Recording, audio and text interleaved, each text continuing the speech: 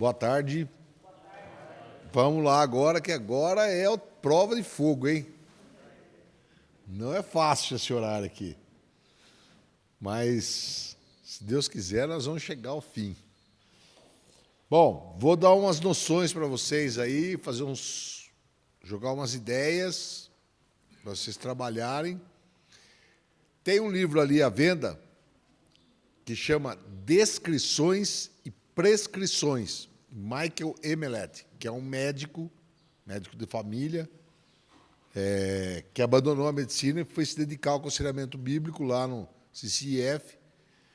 Hoje ele é um dos diretores lá, foi nosso professor lá e uma fonte de inspiração bem grande. Na verdade, esses slides e tal, aqui é a autoria dele, dos slides. E esse livro aí contém exatamente o que eu vou falar, tá? Descrições e prescrições. É um livro fininho, deve ter umas 120 páginas, facinho de ler, pequenos. Michael Emmelet. Então, tudo que eu falar aqui, certamente vai estar escrito lá, tá? Não exatamente nessa ordem, mas você lendo o livro, você vai ter a noção da palavra, da palestra. Bom, nós vamos começar avaliando, então, algumas pressuposições que as pessoas, em geral, têm. Que a doença mental é uma doença biológica do cérebro.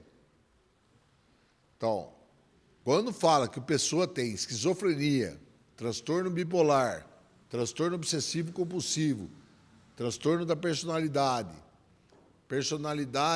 borderline,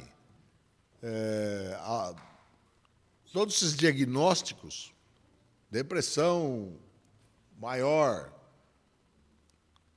tudo isso daí, quando fala, eu tenho, meu amigo, minha mulher, meu pai, seja lá quem for, tem isso aí, na hora, a pessoa que recebe essa informação fala, ele tem um problema no cérebro. E esse problema deve ser um problema biológico do cérebro, algo que está funcionando errado lá na cachola da pessoa, tá? E, na verdade, nós temos uma escala meio que pessoal de enxergar a vida do outro. Nós temos uma escala de normalidade e anormalidade que é própria de cada um de nós.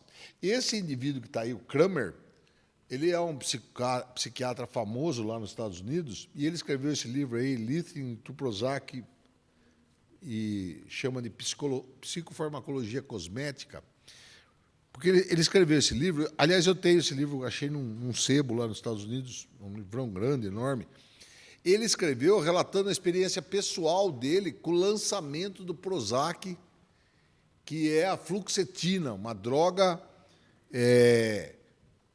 para depressão, e que teve um boom de vendas enorme, enorme. Vendeu milhões de dólares esse remédio. Até hoje vende, né? E fez muito sucesso, né? E ele ficou abismado de ver como as pessoas respondiam ao uso desse medicamento e como isso alterava a vida das pessoas. Ele falou, nossa, que coisa impressionante, como é que pode, né? Então, essa é uma pergunta. Como que nós vamos mexer em quem é a pessoa através de um comprimido?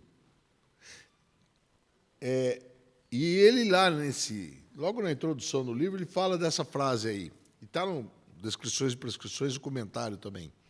Vemos uma pessoa como uma função das categorias que reconhecemos. Nosso sistema privado de avaliações. Então, às vezes você conversa com alguém, você sai de lá e fala assim, esse cara é meio louco, né?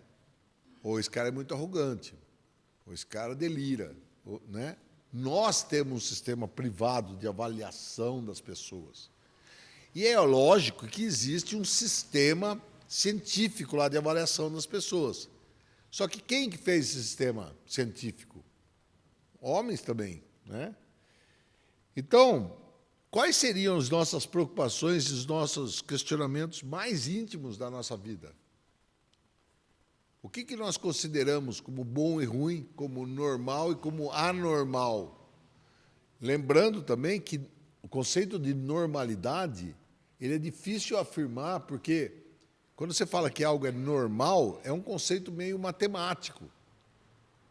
É aquilo que mais acontece, né? Então, algumas coisas que acontecem mais raramente, mais episodicamente, são tratadas como anormais, mas às vezes elas não são anormais, elas só têm menor escala.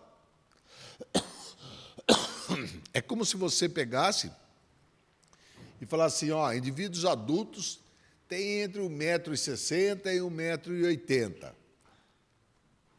Quer dizer que quem tem menos de 1,60 m ou mais de 1,80 m é anormal? Não tem nada a ver. Apenas ele não se encaixa nos parâmetros da maioria da população, só isso. Isso não quer dizer que ele é anormal, né? E nós vivemos numa cultura onde a maioria dos problemas são vistos como questões psiquiátricas. Qualquer problema. Qualquer problema. Tá? Desde o indivíduo que tem ele não consegue aceitar o outro, aceitar o local onde trabalha, a família que ele tem, o lugar que ele mora, até problemas de mesquinharia, problemas de inveja, tudo isso foi colocado numa sacola como problema psiquiátrico, né? E aí vem o pior de tudo isso, é a conexão que se faz, então, essas pessoas todas têm algum problema psiquiátrico dentro delas, elas precisam tomar remédio, que irá consertar o problema. Tem um negócio errado lá, que é lá o problema X da pessoa.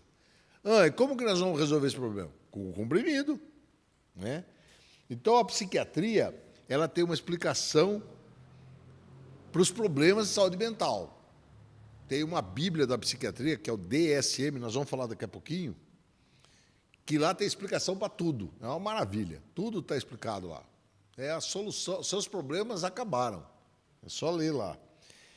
E, por outro lado, tem uma psicofarmacologia, quer dizer, os remédios, que provê a primeira linha dos remédios a serem utilizados para resolver esses problemas. Então, tem o diagnóstico, que é o que está errado, e o tratamento. Como é que eu vou resolver isso?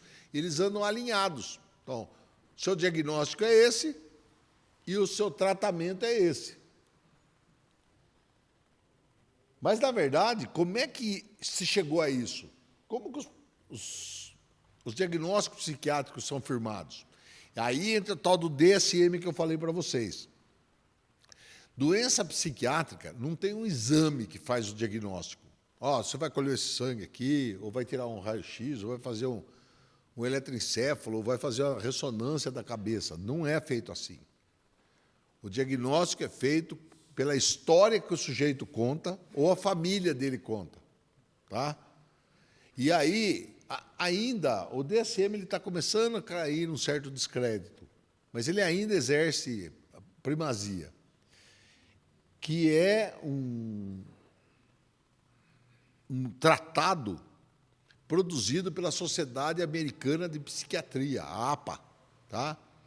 Essa APA é um comitê lá de um monte de psiquiatra que se reúne, se divide em grupos, cada grupo estuda lá um grupo de doenças, e que no final vai para um comitê final lá, que vai dar o parecer último, inclusive incluindo alguns diagnósticos e excluindo alguns.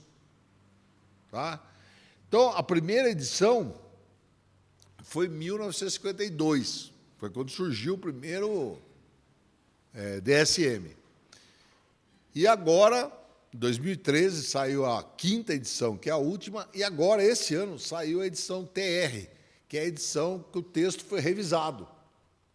Então, ao longo dessas 5 edições, teve, que nem a terceira teve, a quarta teve, e agora a 5ª, textos revisados. Então, não é uma edição nova, é apenas uma revisão do texto que saiu. E como é que simples descrições que as pessoas apresentam, quando eu deito, eu fico em dúvida se a porta está trancada. Eu meio que acho que está, mas eu preciso levantar para ir lá checar. Aí eu confiro lá, está trancada, aí eu deito de novo. Mas daí vem a ideia na minha cabeça, eu preciso checar de novo. E eu vou lá e checo. Aí eu deito outra vez. E eu faço isso umas 4, 5 vezes todas as noites. Ou acho que o fogão está ligado, tem que ir lá ver. Sim, mas se você parar no meio do caminho e pensar, você acha que está fechada a porta ou não? Não, eu acho que está fechada. Mas eu tenho que ir lá. E se você falar que não vai? Não, eu não vou. Ou sua mulher, deita aí, você não vai. Mas ela vai apanhar, né? Não, eu tenho que ir, porque se eu não for, eu não durmo. Eu fico ansioso e eu tenho que ir. Assim como eu abro uma porta e lavo, tenho que lavar a mão porque contaminou a minha mão com micróbios que tem lá na porta. E quantas vezes você lava a mão?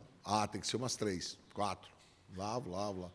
Então, no escritório, como é que fica? Que você está trabalhando lá? Aí eu vou umas 30 vezes no banheiro lavar a mão. E o seu patrão, o que fala? Que eu vou perder o emprego. E daí? Vou perder o emprego, o que eu vou fazer? Então, se ele falar isso para o psiquiatra, na hora o psiquiatra vai falar para ele assim, você tem um transtorno obsessivo-compulsivo. Por causa disso, dessa história que você relatou, estão presentes os elementos tais, que firmam esse diagnóstico. Tá? Você tem a obsessão e tem a compulsão. Então, você vai tomar esse remédio aqui e semana que vem você volta aí para nós conversarmos. Mês que vem. Essa é a vida do psiquiatra. Alguns são mais zelosos, vão perguntar mais coisas, mais detalhes, e não vão ser tão reducionistas assim. Principalmente aqueles que são particular, a consulta, né? Que tem mais tempo para atender, né? Vocês estão entendendo o que eu estou falando. E aí ele pode bater um papo maior, ver se teve traumas na vida, como é que ele está levando a vida dele e tal. Mas, no fundo, o cara vai sair de lá. Ele pode até recomendar uma terapia, porque existem os psicoterapeutas. Só que as terapias psicológicas, 100% delas, existem mais ou menos umas 200. E eu costumo falar que coisa que tem 200 soluções é porque nenhuma é boa, né? Senão não tinha 200 soluções, né? Tem uma só, né? Que é a que resolve. E a psicoterapia é indicado também nesses casos. Então, o tratamento é terapia cognitivo-comportamental e antidepressivo. É a conduta para o TOC, que é o transtorno obsessivo-compulsivo. Isso aí vale para todos os diagnósticos, esse resuminho que eu apresentei para vocês. Tá? Então, não tem um exame que o sujeito vai fazer. O senhor está com toque aí, ó. Diferente da pneumonia, do infarto, do AVC, cirrose, câncer no intestino, osteoartrose, hepatite, síndrome de má absorção, qualquer doença médica, tem uma maneira de você explorar e fazer o diagnóstico. Tá? Aqui não. Outra coisa, no meio do século XIX, naquela virada científica lá, teve um neurologista, um neurofisiologista, ele é um fisiologista. Ele firmou um paradigma que vale até hoje. Quando o corpo adoece, o órgão lá do corpo adoece, quem adoece são as células daquele órgão. Então, se eu for lá no órgão e retirar aquelas células e for examinar, eu vou ver um processo patológico ali. E os processos patológicos são bem estabelecidos. Tá? Tem infecção, inflamação, neoplasias e anomalias por intoxicação e outras coisas desse tipo. Sempre vai cair num desses grupos. No caso da doença mental, não tem isso. Não tem o psiquiatra arrancar um pedaço do cérebro do sujeito e vamos lá examinar. Não tem essa chance, tá? Conclusão. Para nós chamarmos de doença uma coisa, tem que ter uma célula doente. No caso da psiquiatria, o que está doente é a mente, os pensamentos, as vontades, as imaginações, para mais ou para menos. Tá? Não estão incluídos nesse diagnóstico problemas neurológicos, que causam alterações comportamentais também. Tá? Então, por exemplo, o sujeito tem um tumor na cabeça. Isso é uma doença psiquiátrica? Não, é uma doença neurológica. Ele tem que ir no neurologista, não no psiquiatra. O sujeito tem Alzheimer, começa a falar palavrão no meio da igreja, não sabe quem é ninguém. O que é isso? Alzheimer.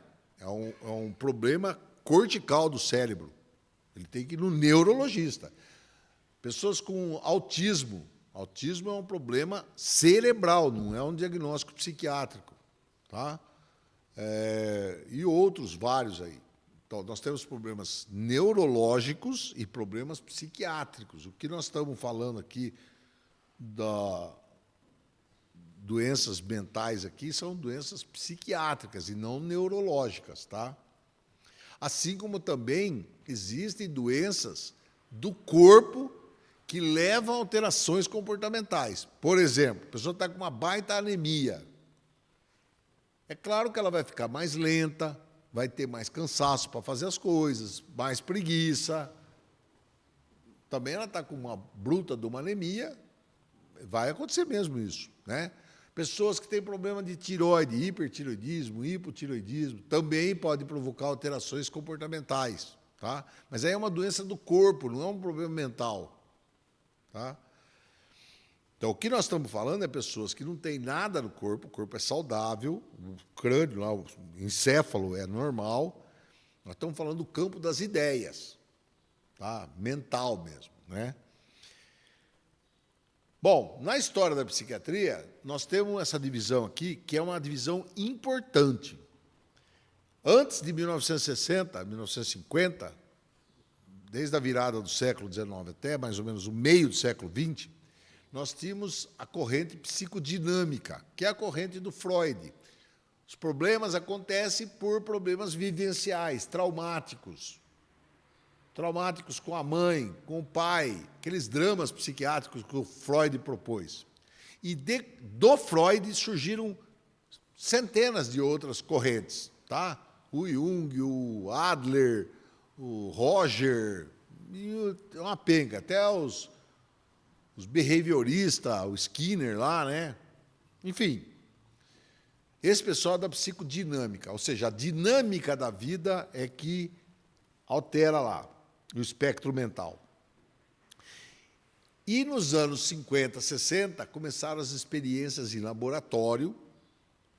Elas já vinham vindo, né? Mas aí eles começaram a falar assim, ó, essa substância aqui mexe em tal lugar do cérebro. Então, se o indivíduo tiver esse desarranjo, essa substância vai consertar. Ou seja, eles iniciaram com o conceito de que as alterações comportamentais não eram por conta da vida, das frustrações, não. Era por conta de problemas biológicos do cérebro. E isso é que levava a alterações. E se são problemas biológicos, os remédios vão resolver, os comprimidos vão resolver. Percebe a diferença das duas coisas? Daí você fala assim, puxa, então, se uma pessoa tem cleptomania, ela sabe o que é cleptomania, né? Cleptomania é uma maneira elegante de chamar o cara de ladrão e não falar que ele é ladrão, né? Não, ele tem uma cleptomania, nossa, ele é ladrão, certo? Não, cleptomania é um distúrbio psiquiátrico. Então, tem lá um tratamento. Nós temos outro tratamento, né? Então,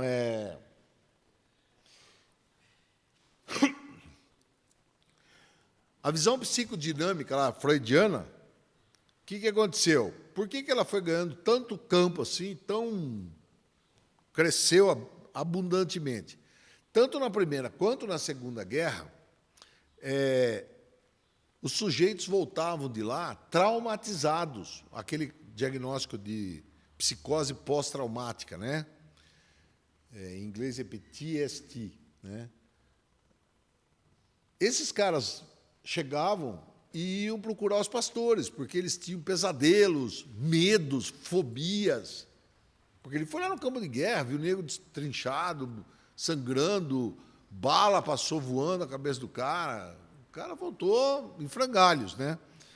E os pastores não tinham o que falar para eles. Falavam, ó, meu amigo, você está perturbado demais, é melhor você ir no psiquiatra. Os pastores mandavam eles irem no psiquiatra. E o psiquiatra é um trauma isso aí e tal, né? E tratavam como algo traumático mesmo, mental. E isso aí foi realmente, como diz ali no coisa de vendas lá de livros, lá tem um livro lá que chama Conselheiro Capaz, que é o livro do Jay Adams, o primeiro livro de aconselhamento noutético que surgiu, né? Foi em 67, onde ele cita uma frase lá nesse livro do Moyer, que é um psiquiatra, que ele foi fazer estágio lá no hospital psiquiátrico desse psiquiatra aí. Esse psiquiatra ele achava que não tinha todas essas doenças psiquiátricas aí. Ele não era crente, ele era médico. E ele falava para o Adams o seguinte, fala, vocês, pastores, venderam para os psiquiatras, por um prato de lentilhas, o direito de primogenitura de vocês. Vocês é que têm que fazer aconselhamento para os caras, não os psiquiatras, né? E aí o Adams ficava pensando nessas coisas. E é exatamente o que aconteceu, tá? Então, ideias que apoiam esse modelo aí, uma foi essa, dos problemas pós-guerra, outra como que nós podemos saber se alguém é realmente totalmente saudável ou deve ter algum grau de doença, né? A ideia, segundo alguns autores, é que nós não tem ninguém absolutamente normal. Os psiquiatras, alguns deles, nós vamos citar alguns aqui, eles acham que, por exemplo, todo mundo é um pouco esquizofrênico. Tem uns que é um pouquinho só e tem outros que é bastantão. Quer dizer, esse é um conceito absurdo, né? Porque, bom, então não tem normal. Ninguém é normal, é isso? Todo mundo tinha que ir lá para o médico, certo? Na ideia desse cara. Então, essas suposições é que fortaleceram o domínio da psiquiatria, né? Então, esse Karl Menninger aí, ele quer falar exatamente disso. O que nós temos por trás dos sintomas? Por trás dos sintomas, será que nós temos desarranjos celulares, desarranjos químicos no cérebro, que serão consertados por comprimidos, né? Então, esse modelo aí, ele tem forças e fraquezas, será? Será que tem algo de positivo nesse modelo? Ou só tem negativo? Qual que foi a causa desse modelo? Então, uma das causas foi esse. A teologia não tinha palavras para rebater isso. Na verdade, você vai falar, mas no século XX, na primeira metade do século XX, os teólogos estavam preocupados com o liberalismo teológico. É verdade. Eles ficaram andando atrás combater o liberalismo teológico e esqueceram o aconselhamento para o canto lá. Por isso, essa ideia de 1970 para cá, de restaurar o aconselhamento bíblico como um pilar central das igrejas. E eu estava conversando com o reverendo Alberto exatamente sobre isso, que existem pastores, por incrível que pareça, que não veem o aconselhamento bíblico como uma coisa teológica, uma coisa bíblica. Acho que esse assunto nem deve ser tratado na igreja. A teologia ela é para pregar sobre Jesus, o Espírito Santo e tal, e Sim, mas eu quero dar uma marretada na cabeça da minha mulher. Então, isso aí você tem que conversar com o psiquiatra. Ele vai dar um remédio para você parar com essa mania de querer dar marretada na sua mulher. Então, a Bíblia não cuida disso. Né? Por absurdo que pareça, tem algumas pessoas que pensam isso. Tá? Bom, então o que acontece hoje em dia? Hoje a gente acha que fatores genéticos, a chamada epigenética, podem modular, podem influenciar os genes do nosso corpo, assim como a neuroplasticidade cerebral. Novas vias neurológicas podem se formar na cabeça. Esse é um conceito dos últimos 15 anos para cá. Tá? Então, isso seria realmente um novo retrato intelectual. É o que se pensa hoje em dia. Talvez essas novas conformações cerebrais sejam as alterações que aparecem em alguns exames. Só que elas aparecem em decorrência de pensamentos que foram fixados, e não ao contrário. Né? Ainda acredita-se que todos os processos mentais derivam-se de operações dos cérebros. Tá? E o coração? Não, ele não tem parte nisso. Quem comanda a ação moral, tudo é o cérebro. Os genes são produtos determinantes das conexões neuronais. Então, a minha carga genética vai interferir, às vezes, na forma de eu pensar, ou na forma de degringolar meu pensamento. Então, o camarada é esquizofrênico porque alguém na família dele também era, e um outro também era, e um outro também era. Será que ninguém pensou assim, pô, o cara nasceu num ambiente com vários distúrbios de pensamento à volta dele. Será que isso não influenciou ele? Ao invés de dizer que os genes dele que estão alterados. Genes alterados por si só não pode explicar todas as facetas da doença mental. Só a alteração genética não explica. E a alteração na expressão genética, devido ao aprendizado, não muda o padrão de conexão neuronal. Ou seja, se você vai aprendendo com o seu pai e com a sua mãe ser meio louquinho, isso não vai mudar os padrões neuronais da sua cabeça. Isso é um aprendizado, e não uma mudança genética.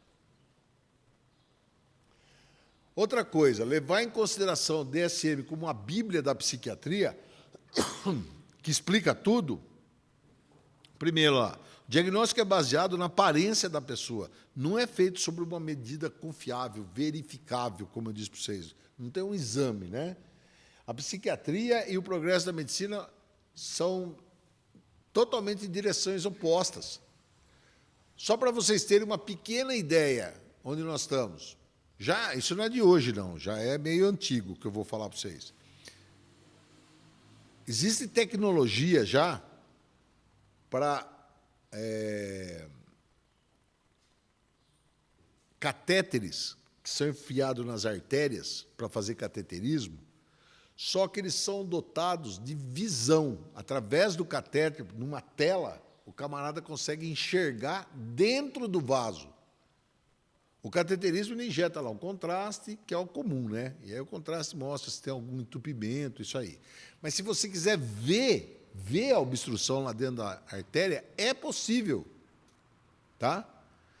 Tem marcadores tumorais fantásticos. Tem uma série de recursos da medicina que são inacreditáveis até. Você fala, puxa, mas que coisa impressionante, né?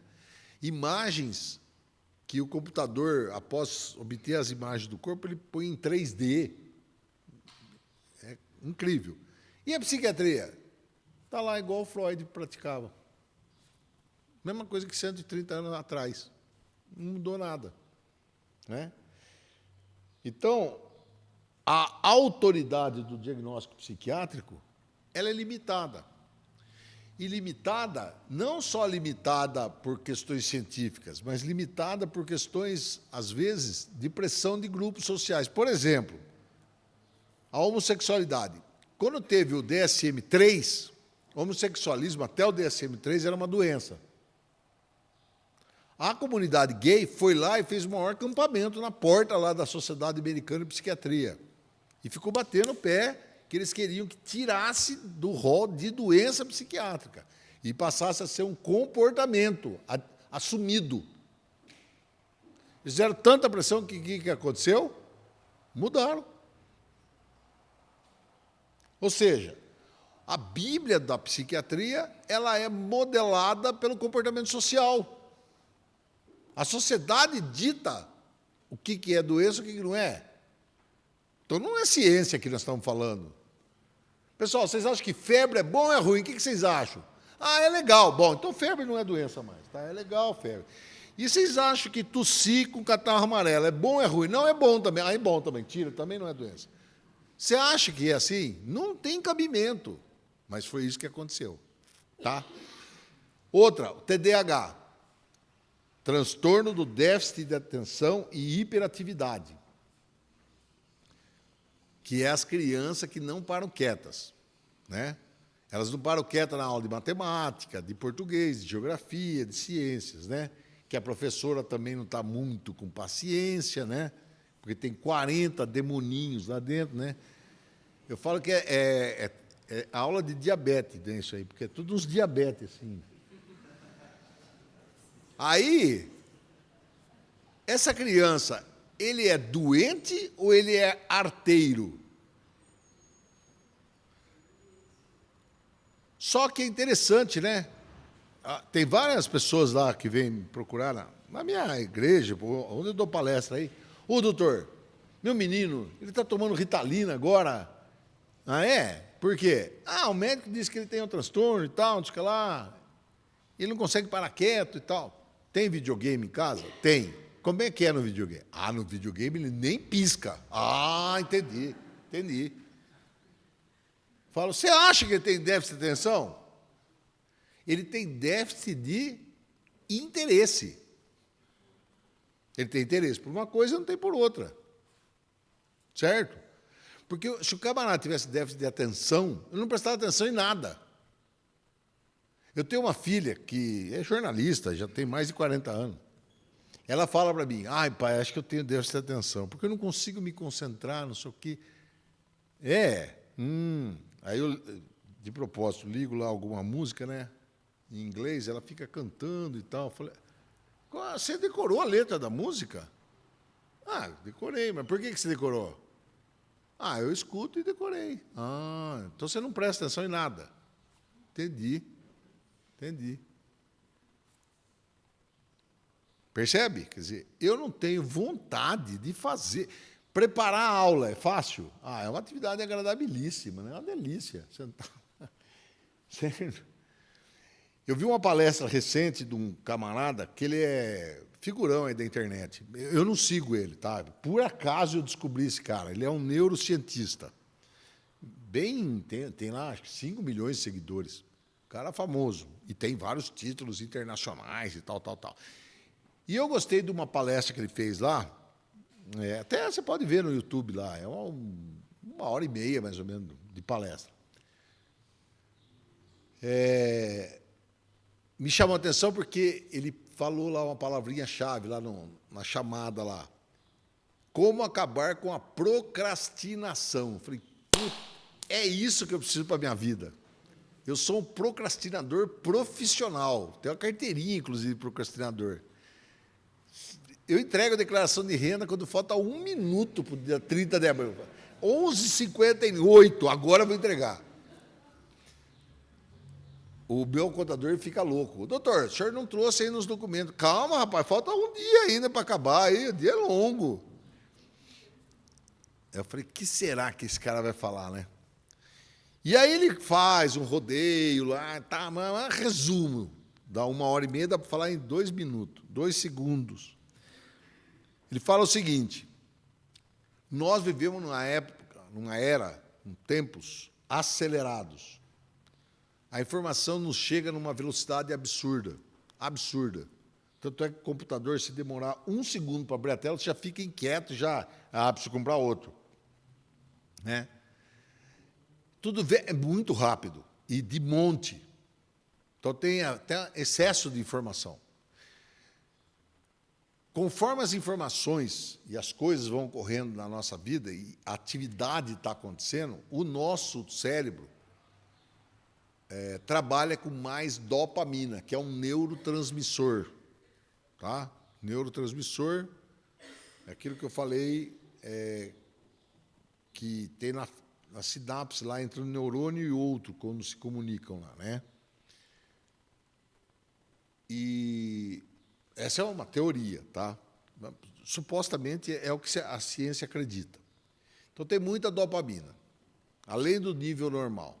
E nós somos bem acostumados a vivermos com esse alto nível de dopamina. Então, por exemplo, você tem que preparar um sermão, certo? Que é uma delícia, né? E, por outro lado, tem ficar vendo o Instagram lá, o que está acontecendo e tal, o jogo do Palmeiras. O que você faz? Não, o sermão dá para preparar ainda. Ainda é sábado hoje, calma. Só amanhã que vai pregar aí, tem tempo. Vamos dar uma olhada aqui, porque é mais interessante, né? E você vai jogando para o lado. Por quê? Porque na hora do sermão, como ele não é uma coisa emocionante, preparar o sermão, fazer o balanço da empresa, fazer gráfico, preparar a aula, coisas maçantes, baixa a dopamina. E eu não gosto de viver com baixa, estou acostumado a viver com dopamina até a tampa. Então, quando eu vou fazer uma atividade que abaixa a dopamina, eu empurro aí ela para frente. Até que chega uma hora que eu tenho que fazer aquilo. E aí, aquela dor de barriga. E aí ele contou uma experiência lá, então a explicação é essa, tá? E aí ele conta uma experiência que eu achei muito ilustrativa. Pegaram uma série de indivíduos lá, uns 10 indivíduos, homens, mulheres, e tinha uma sala de 4x4, tudo branco. Tudo, teto, piso, tudo branco. Não tem móvel, não tem nada lá dentro. Tudo é branco, exceto um lugar lá que tem um botão vermelho, que se você apertar, você toma um choque elétrico. E eles punham os indivíduos lá dentro e falavam, fica o maior tempo que você conseguir ficar aí dentro. Dos que ficaram lá, 44% dos homens e 23% das mulheres preferiram ficar apertando o botão para tomar choque. Porque é monótono, né? Você ficar lá dentro. O que eu vou fazer? Tenho que fazer.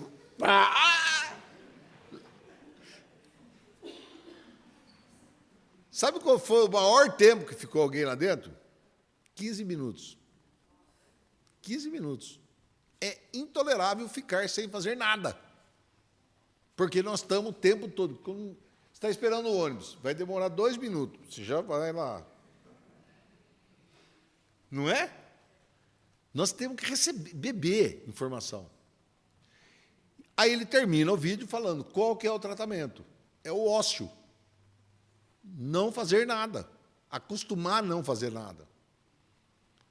Se você passar o dia inteiro sem fazer nada, olhando por nada e não pensando em nada, fazer sermão, fazer um trabalho escolar é altamente legal. Bem melhor do que ficar parado olhando para a parede. Né? É assim que acaba com a procrastinação, fazendo nada. Certo?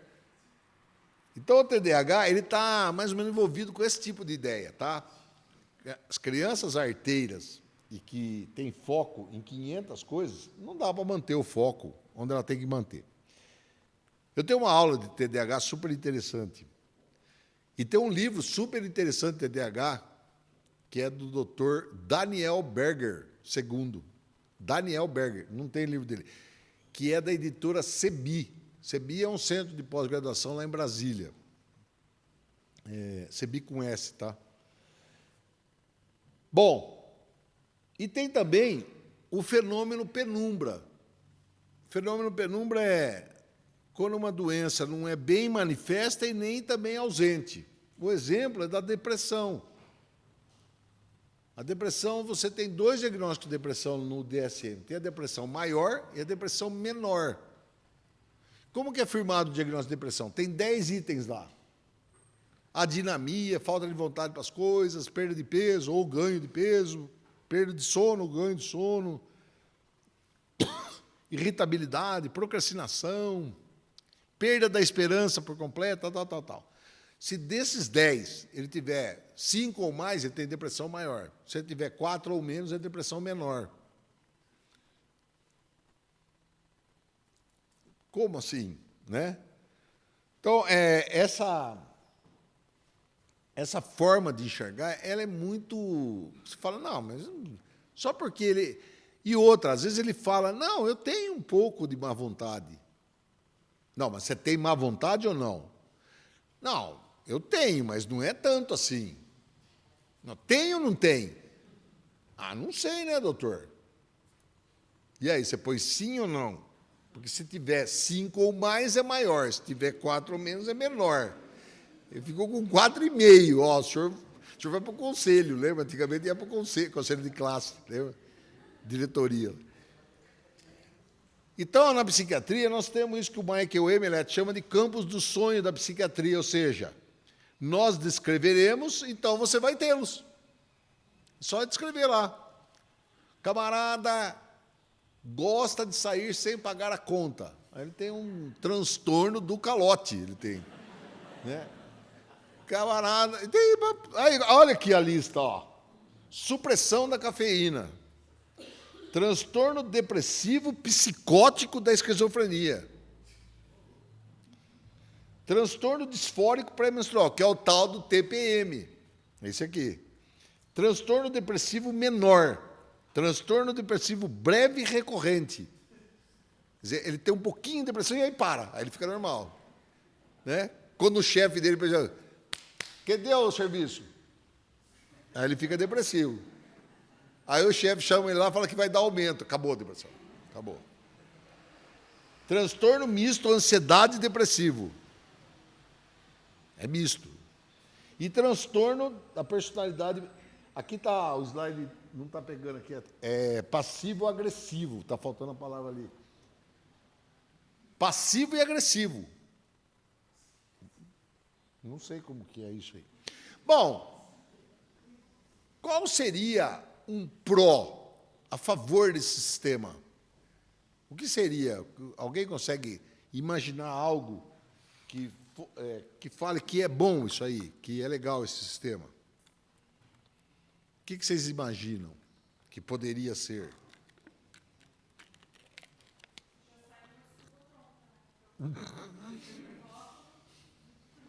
Essa eu nunca tinha ouvido, essa é muito boa. Mas não é isso. Qual seria um pró? Se ele chegar para o conselheiro, ou para vocês, porque essas pessoas com esses diagnósticos, que, aliás, é o maior contra deles, para mim, na minha opinião, qual é a coisa mais que eu sou mais contra essa categorização aí? Isso se transforma na identidade da pessoa. Prazer, eu tenho bipolar, tá? Meu nome é Aldo, eu sou isso, aquilo. Quer dizer, antes de falar o nome, ele já fala o rótulo dele. Ele tem um rótulo, e o rótulo é o que ele é. Eu sou aquilo. Tá?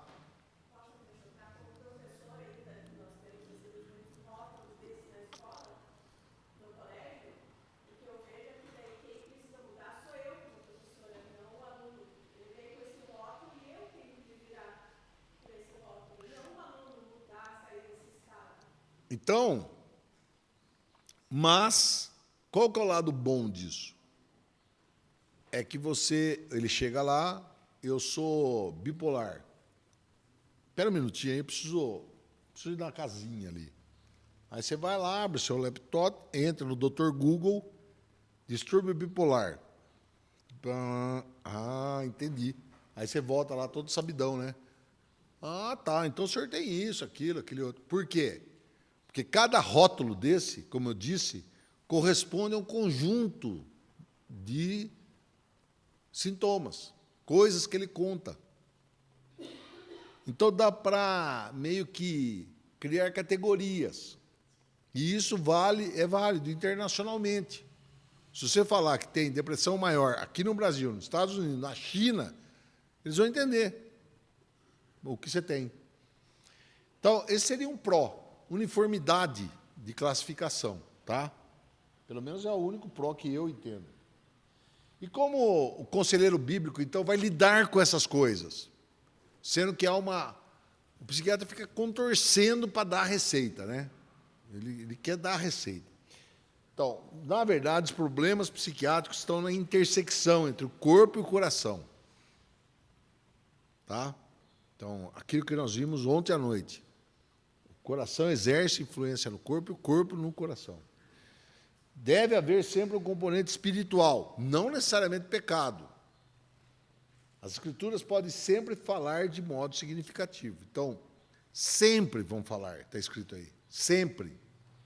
Não importa o diagnóstico que ele venha. Ele pode se apresentar lá, eu sou bipolar.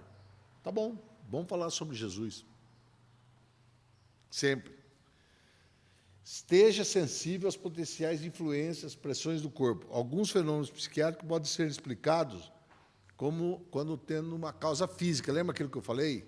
Às vezes ele tem uma doença do corpo e por causa dessa doença é que ele manifesta essa alteração psiquiátrica. Tá? E aí precisa prestar atenção. O conselheiro precisa estar atento a isso. Problemas diagnósticos psiquiátricos podem, então, ter mais ou menos uma influência biológica.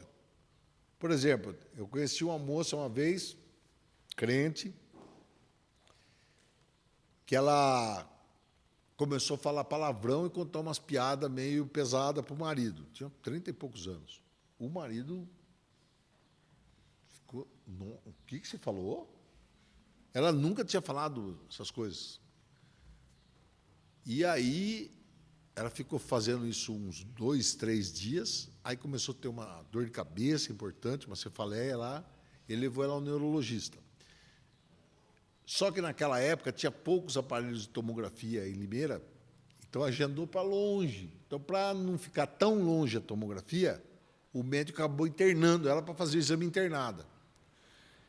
E aí, ela começou a passar mal e tal, e eu estava na UTI, fui chamado lá e acabei levando ela para a UTI, porque ela estava mal mesmo. E aí chamei o neurologista dela, falei, sua paciente está internada e tal, qual que é o diagnóstico final dela? Ele falou, então, fizemos uma tomografia hoje cedo. Ela está com herpes encefálico, que é gravíssimo. E ele falou, a maioria acaba indo a óbito. Aí nós entramos com a medicação para o herpes e tal, uma dose altíssima, astronômica, mas ela só foi piorando, foi entubada e 2 dias depois estava em óbito, com 37 anos. Mas veja, o primeiro sintoma que ela teve, que o marido a levou ao médico, foi porque ela começou a falar palavrão e contar piada pornográfica. Ele falou, doutor, eu nunca vi a minha esposa, eu namoro ela desde que ela era adolescente. Ela nunca falou um palavrão. Nunca. Percebe que é estranho? Um comportamento estranho numa pessoa que nunca teve nada. Então, é o que nós já conversamos. Sempre nós temos que nos lembrar do coração. Dependendo da severidade dos sintomas, pode ser sábio usarmos remédio. Estava falando agora há pouco para os irmãos aqui na entrada, que eu fui conversar com um senhor uma vez com uma depressão tão severa, que ele não abria a boca. Eu não falava nada. E eu ficava falando com a cadeira lá. Só que ele tinha começado a tomar medicação naqueles dias. Outra semana, ele já estava melhorando. E aí nós pudemos conversar. Depois de um tempo, ele melhorou e até quis abandonar o tratamento. Aí você vai falar, nossa, então o remédio funcionou. Então, o remédio funcionou, por quê? Porque é aquilo que eu falo, nem sempre é assim, tá? Mas é bom a gente ter isso como entender isso. Qual que é o fundamento mais importante da depressão? É a desesperança. Isso está na Bíblia e está nos livros de psiquiatria. Eles concordam com isso. Então, se eu tiver algo que infunda esperança nesse sujeito, ele vai melhorar. Em geral, nós falamos do poder do Senhor, da soberania do Senhor, do controle absoluto que ele tem na situação. E isso é o suficiente. Mas para algumas pessoas não é o suficiente. Ele não quer nem ouvir isso aí. Ah, doutor, já ouvi isso aí. Nem me fale disso aí. Realmente ele está lá no fundo do poço.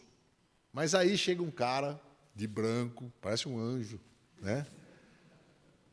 Com 712 diplomas na parede, e fala assim: meu amigo, toma esse negócio aqui que você vai melhorar.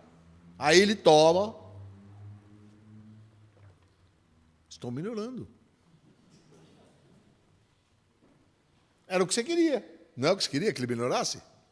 Para poder conversar com ele? Ótimo. Então o remédio foi ruim? Não, foi bom. Ah, mas então você está dizendo que pode ser por sugestão? Sim, é o que eu estou tentando dizer. Isso aí tem uma explicação muito legal por trás disso, tá? Falando sobre efeito placebo, como que é feito isso e tal. Não dá para nós fazermos aqui por causa do nosso tempo, mas no livro Descrições e Prescrições, o Michael Emmett faz até uma continha lá para você entender melhor isso aí, tá? Quando comunicar o médico? Quando você suspeitar que o problema físico pode ser o responsável por aquilo ali. No caso esse, agudamente a pessoa mudou de comportamento. Quando os pacientes começam a ser perigosos para si mesmo e para os outros. Eu vou matar o fulano. Eu estou dizendo que vou matar o fulano. E você percebe que ele está falando sério. Ou ele fala que vai se matar. Se ele fala que vai se matar, acredite. Não, conversa mole, vai se matar nada. Ele vai, sim.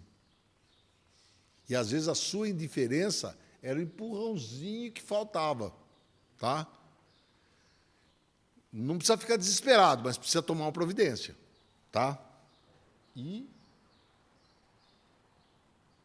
esse livro aqui, ó, só para vocês saberem, infelizmente ele não tem aí. Ele tem em português. Aconselhamento em casos difíceis, do Heath Lambert. É um livro bem pequenininho, bem pequeno. Muito bom para ajudar sobre isso aí. Eu imagino que vocês devem ter perguntas, mas daí na mesa retangular nós vamos tratar disso aí, né? Vamos orar então. Nosso Deus e Pai, te louvamos, Senhor, porque o Senhor nos criou conforme a tua imagem e semelhança.